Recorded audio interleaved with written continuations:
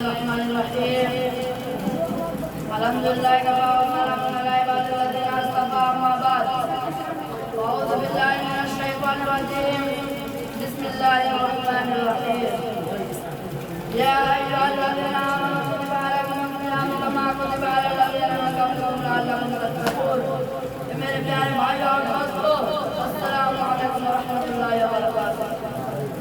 میں نے ابھی آپ کے سامنے قرآن مجید کی تلاوت کا سبق حاصل کیا ہے جو قرآن اس کا مطلب یہ ہے اے ایمان والو تم پر روزہ فرض کیا گیا جیسے کہ تم سے پہلے امتوں پر فرض کیا گیا تاکہ تم متقی بن جاؤ۔ ہر ایمان والوں پر جس طرح نماز زکوٰۃ اور حج فرض ہے اسی طرح اللہ تبارک و تعالیٰ نے روزہ بھی فرض کیا ہے۔ یہ روزہ رمضان ہر سال رکھے جاتے ہیں، یہ روزہ ہر سال رکھے جاتے ہیں۔ روزہ بہت ہی اہم عبادت ہے، اس عبادت میں بڑایا برکت اور بڑایا تفصیل ہے۔ صبح صادق یعنی فجر کی نماز ہونے سے پہلے کچھ نہ کچھ کافی لگتا ہے جس کو سحری کہتے ہیں۔